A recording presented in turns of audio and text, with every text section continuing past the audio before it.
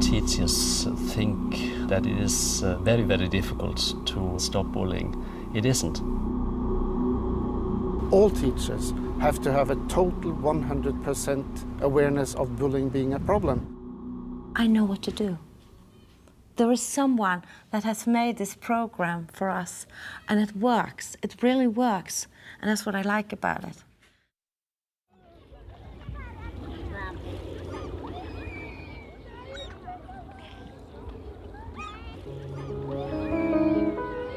Norway has had a pioneering role in tackling bullying.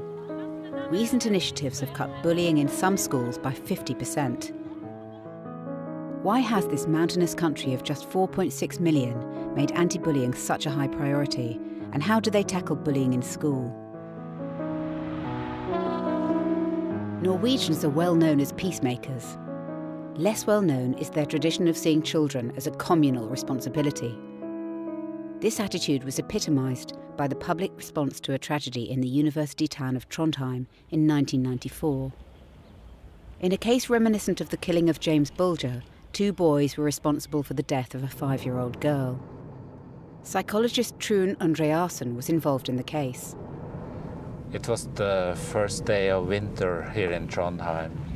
During the night had come some snow, so a lot of children were out playing in the first snow, and among them was a girl called Silje. She was playing with a couple of friends. Somehow the 2 boys started to attack Silje.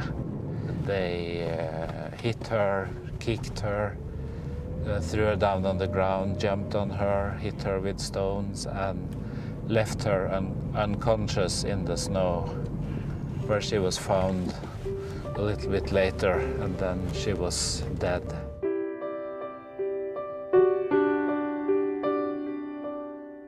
The 2 6-year-old boys were questioned by police and returned to their families. We thought that it would be very important to keep the 2 boys in as normal a social situation as possible. We were afraid that these boys would be ostracized from society and isolated, and that would endanger their development. So getting the boys a place in kindergarten was one of the most important things we did. And this is the kindergarten where one of the boys went. Trun had to talk to parents at each kindergarten before the boys started. In a situation like that, you could expect that some people would be very afraid and very angry and very sad. So we were preparing for all kinds of reactions, but the main reaction from the parents we met was that, of course, these children needed kindergarten maybe more than any other child at that moment. So they said, of course, these children must come to our kindergarten and be taken care of here. The boys stayed in the area. Today, one still receives help for psychological problems, but the other leads a normal life. The tragedy did nothing to shake the country's long-held belief in children's protection and rights. Norway had the world's first ombudsman for children and the first anti-bullying campaign. Smacking children is against the law. A new initiative against bullying began in 2002. I think really the focus on bullying started with the pupils themselves, because they made the Ombudsman for Children aware of the problem that was in Norwegian schools, and we really felt that it was time to do something about it, because it seemed like the adult community were ignoring the very sad fact that a lot of children really were scared to go to school. A government-led manifesto against bullying galvanised action across the country. We said during the manifesto process that the first signature we would have 0 bullying in 3 years. Of course, that was putting the goal very high, but we should aim high, because we couldn't say that we want to halve the bullying incidents. We say no bullying is accepted. And we got a new law in Norway stating that all pupils have a legal right to a good and bully-free working environment. And that is, of course, a main step forward for pupils and children's rights. It gives them the same rights in their workplace as I have in my workplace. Tainos School in Stavanger has 370 pupils from grades 1 to 10. Following publication of the manifesto, Taina introduced an anti-bullying programme which places the responsibility on teachers. The programme is called Zero. Bye-bye.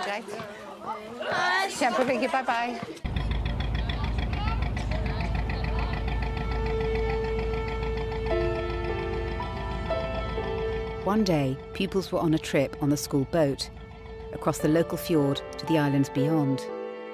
A small group of students started picking on a classmate, verbally and physically. They carried on after school.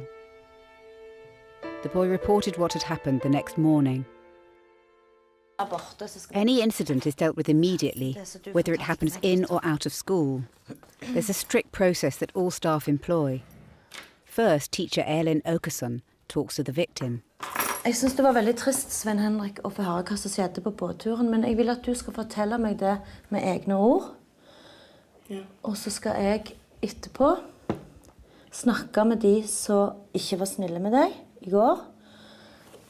Og litt senere, når du bestemmer, Sven Henrik, ingen andre, så skal vi ta en prat. Meg og deg og de skal ta en prat sammen. Men først har jeg veldig lyst at du skal fortelle meg hva som skjedde i går. På veien tilbake igjen fikk jeg ikke kjøre båten da. Ja? Ja, så begynte de å lage grimaser og plager som kom til å drukne. Men det blåmerket du har på leggen, hvem er det som har gitt deg det? Ikke jeg sikker. Sikker, tror jeg. Du er sikker? Ja. Ja. Dette er veldig alvorlig, Sven Henrik. Jeg skal nå informere rektor. Jeg kommer til å ringe til dine foreldre og fortelle dette. Ja, men ikke sånn at de begynner å banke meg mer. Nei, jeg lover, Sven Henrik, vi skal passe godt på deg. Jeg kommer til å ringe dine foreldre, og jeg kommer til å ringe Tore og Sigurd og Sofie og Marte sine foreldre. Og vi kommer til å gi grei beskjed at vi ikke aksepterer det. Jeg forstår at du er redd for at de skal gjøre gjengjeld med deg, men vi skal passe godt på, og vi skal følge veldig godt med. Ok. Next, Elin talks to each bully separately. Tore, kan jeg få snakke litt med deg? Hva er det nå? Jeg vil snakke med deg. They feel tougher when they are together. When they are alone, they're actually quite small. And then they listen. Jeg har hørt av Sven Henrik at det skjedde noe på båtturen i går.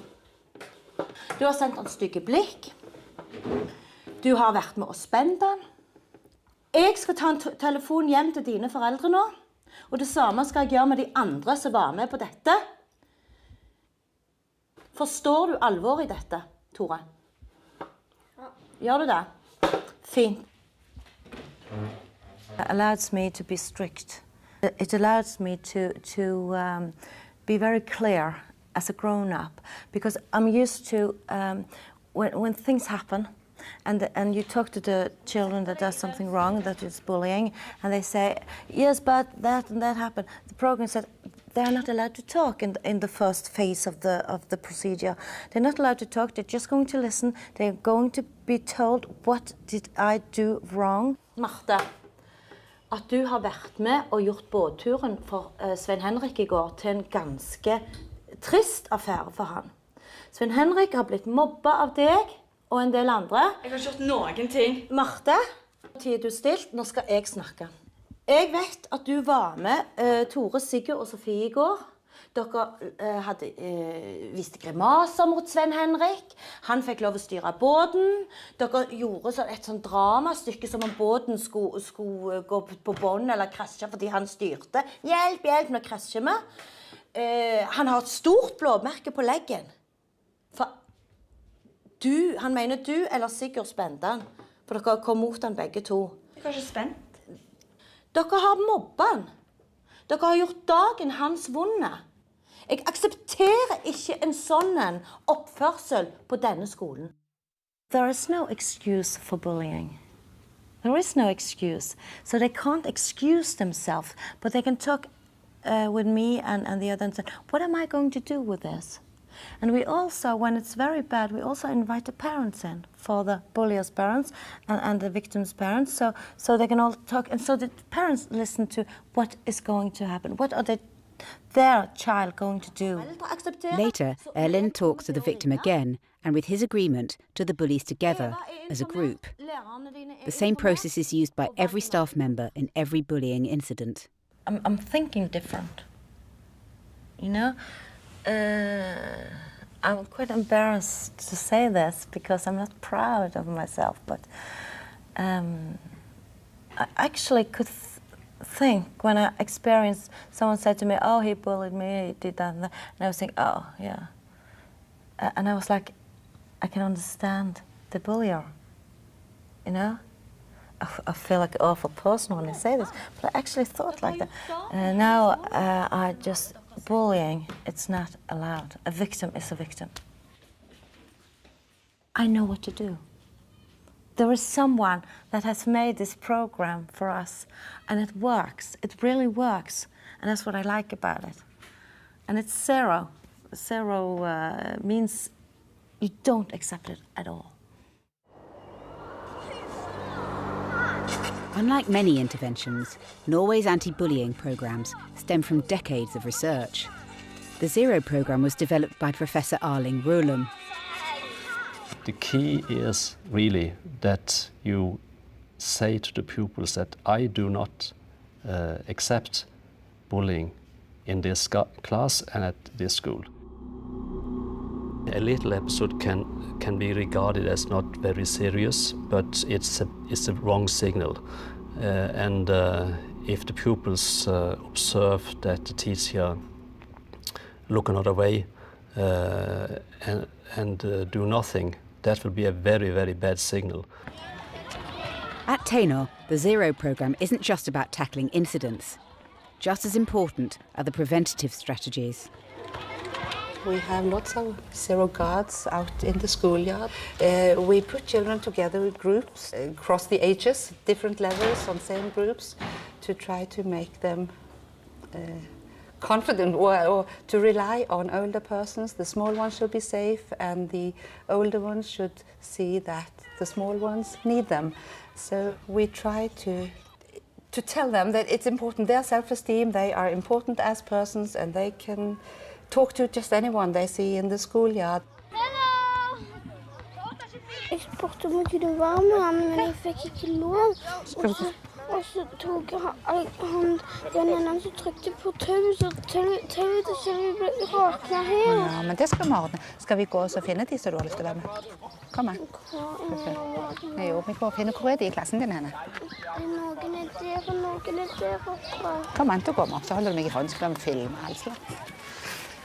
Der, okay. Yeah, she found somebody. Og så tar du det med deg, så springer du bort. Ha det! Everybody knows now, after the program, that they can't say no. I already have my friend here. We won't let her in. They don't say that any longer because they know that we all include everyone. That's how we are. we all involve much more. So the guarding in the schoolyard has changed after the Zero program, because as for me also, I involve more. It's important for me to know how they are, and it's important for all the others because we get to know them out of the classroom and we see another side. God morgen, vær så god, sitt ned. Vær så god, sitt ned. In Elin's grade 2 class, pupils are reporting more bullying. Getting them to tell has been a priority. When we started this program, we had to start with saying it's allowed to tell. You have to tell if you see something. You have to tell if you experience something bad, because we can't see it all. Unfortunately, we can't. We don't have eyes in our neck with teachers. And after we started the program, we also told the same to the parents, of course. The parents called, because parents see and hear things we don't see and hear. Other children came to us and said, you know something, he has been bullying for days. You have to help. So it was okay to tell. Har dere noen gang opplevd å gå til en voksen og si at noen har gjort noe stygt med dere? Si at det var noen som sa at du var dumme. Så går du til en voksen og sier du, Elin, vet du hva, det er noen som har sagt jeg er dumme. Og så sier de som har sagt at du er dum, så sier de sånn Bisletut, går inn og ut. Har dere opplevd det noen gang? Noen kaller dere bisletut? Jeg går ned og spiller. Det tar meg vekk. Siden han ville bare spille, det tar meg vekk, så gikk jeg opp på bisla. Så gikk du opp på bisla? Så sa han at jeg var bisletut. Ja. Bisla, er det et veldig sånn kjekt ord? Nei. Er det et litt sånn dumt ord? Ja. Veldig enkelt spørsmål. Denne vesten her som vi voksne går med. Når dere opplever ser at noen blir erta eller mobba, eller dere selv blir erta eller mobba, hva skal dere gjøre da? Opp med en hånd. Opp med en hånd. Jonas! Gå til en zerovakt. Med gul vest. Eller en annen voksen. Sant? Lover dere meg det? Ja! Er det bisling å gå til en voksen? Nei!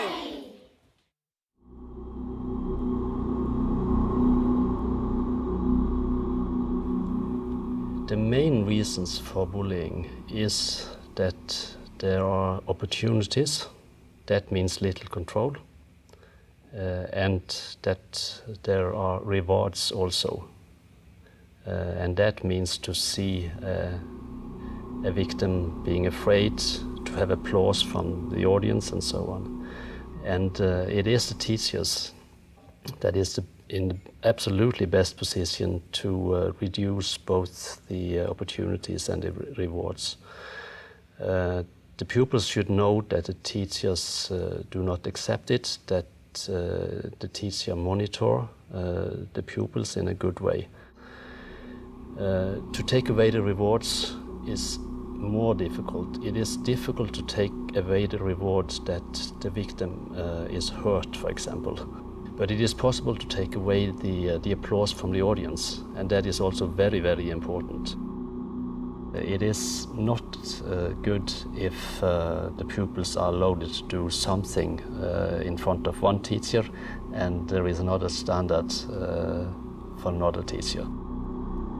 Someone has said that it takes a village to raise a child, and this is really, really true at the school also. Schools which have successfully reduced bullying, like Tia Lyken's school in Oslo, are open about the problem and regularly survey students about it. When the school first introduced an anti-bullying programme similar to Zero, a pupil survey revealed 40% of students were being bullied. When I first came here, it was a really tough environment, and it was difficult to keep the focus on teaching, because the focus was always on the behaviour and the class behaviour and also the bullying part. It was difficult to know what to do, because we didn't have a system that took care of those things, so you were left alone with that job. 6 years later, only 8% say they're being bullied, down from 40%. Yeah. First of all, you have the time to talk together, the teachers, so then you get the feeling of not being alone. And those class meetings, you give both the children and yourself a moment in a hectic day to talk about the serious problems. Men nå det dere som store. Dere noe annerledes da? Har dere lært noe av det? Før så husket jeg at alle sladret hele tiden, bare fordi for eksempel noen ødela en gang eller tok ballen fra en, så begynte de andre å sladre, og så maste de på deg og sånt. Men også sier de bare ifra hvis det noe alvorlig. Synes dere det vanskelig å si ifra til en lærer da, hvis dere ser mobbing, eller hvis dere ser noe i skolegården? Tror du det like vanskelig for de yngste da, eller like lett? Så sier de eldre at vi banker deg hvis du sier det til læreren. Det fortsatt noen som gjør det? Ja. Det ting som dere mener at vi må jobbe med? Ja. Hva kan vi gjøre da? Vi voksne? At det flere voksne ute. Flere voksne ute. When you start with them, you won't get everyone to say something. So you have to work on that and maybe ask them easy questions so that the first things they say in these meetings are yes or no. And if you have a good environment in that meeting, it's easier for them to talk to you afterwards. Tainer School has students from 6 to 16. The same approach to anti-bullying is used with all age groups. most of them thought that bullying was beating someone up. And so when I asked, is there bullying that happens in 9th grade? No, no, no, no, no, no, no, everyone said. But then we started talking about the verbal bullying and indirect bullying, turning your back when somebody comes, and the things that typical teenagers tend to do. Did you know that if you do that over time, it's bullying? And they didn't know that. So now they do know that. And I think, if nothing else, they're more aware of what they do. Anti-bullying is seen as part of general education and is integrated into the weekly curriculum. We spent a unit where they wrote down compliments. It was part of their grade to give compliments. And it seems like most of them put forth that effort, and they came in so proud. Something that meant something, not just, oh, I like your hair. Something that really meant something to that person. And then they wrote a lot about how does that feel when you give a compliment. Even if you don't like that person, oh, it makes me feel good, actually. And okay, well, if you give a compliment to so-and-so amount of people, and then they give a compliment, you've seen the movie, Pass It On. That same sort of idea. So you, as one person, can affect the day that hundreds of people are going to have. So do we talk directly about bullying all the time? No. But reminding them how you can affect a lot of people's lives. And even we discuss the extreme things that can happen. You know, you can say that one mean thing to that person every day, and they can commit suicide. Because everyone is negative to that person when they come to school. And I think then they realized. I'm thinking more of what I'm saying about everyone. Every time I want to say something about someone, I think that maybe it's not the best thing to do. No. When we were younger, then we didn't think right, I think. But didn't think about what was right and wrong. Yeah, the consequences. We started to see that it was bad to bully, and why bully them when we can be friends.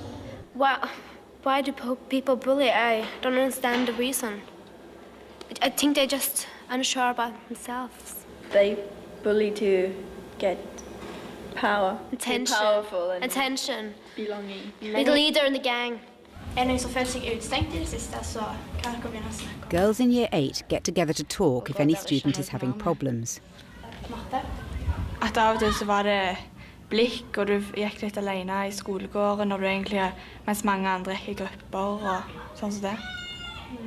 Jeg har ikke følt meg utstengt I det siste, men alle har vel følt seg utstengt en eller annen gang. Josephine is the class representative who arranges the meetings. If there are any problems in the class, or if we feel something's a bit wrong, then we just go into a group and then we talk about it, and then they'll say if they feel something is wrong, and then we'll just sort of try and fix it by ourselves. And sometimes if it's a really big problem, there'll be teachers there as well. Snart så følte jeg meg litt utfor at jeg ikke helt passet inn. Jeg ikke kjente alle like godt, og at det var liksom at alle var så gode venner med alle, men så kom jeg liksom der og var ny, så jeg liksom måtte trenge meg på. It's good to talk about the problems because they're sort of out in the open, and yeah, so I feel much better after the girl meetings because then we've talked about stuff that we've been irritated about or something like that. Josephine's father, Martin, is English. He's lived in Norway for 20 years. He's put 3 children through the education system. It seems to me that they spend a lot more time on interpersonal relationships between children and establishing networks at a child level, so that children, there's more accent on the social aspect of schooling. Parental involvement is very important, and all parents are expected to take an active role. If there's a pupil who is being left out and the parents take it up with the school, then we're all called in as a group of parents to discuss and see what we can do. It's not always easy as a parent, because obviously you're occupied with your own child, not necessarily with the whole group, but obviously you do what you can. Friday Assembly is a major feature of the school week. Everyone attends, including some parents, and everyone gets a turn at performing. It is first of all about the gathering, all school together, doing things together. It's very important that everybody can know that they are good at something, and they get the same kind of applause, no matter what it is. The children applaud, the parents, the teachers, and they feel good.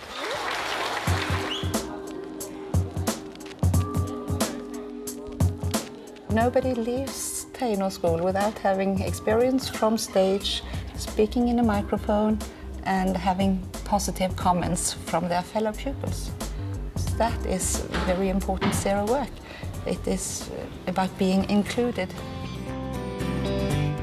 We learn to talk out and sing in front of the whole school, and that gives people good confidence to stand up and be themselves. And that the teachers teach the pupils not to laugh when somebody sings wrong, or not to talk when they're reading a poem, like, oh, that's so dorky, and so. And everybody's clapping afterwards, so. Yeah, and you feel really good about yourself. Yeah.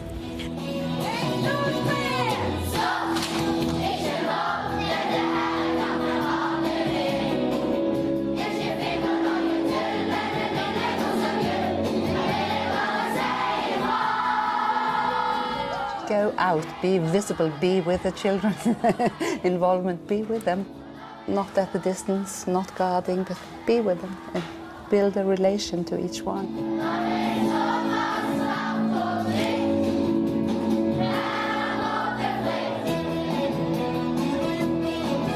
It affects the way I think, actually.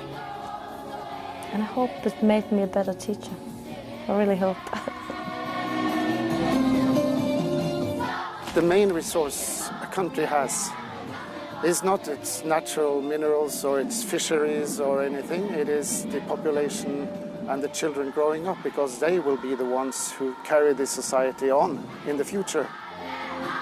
We need to give them best possible life when they're kids in order to make them best possible adults when they grow up.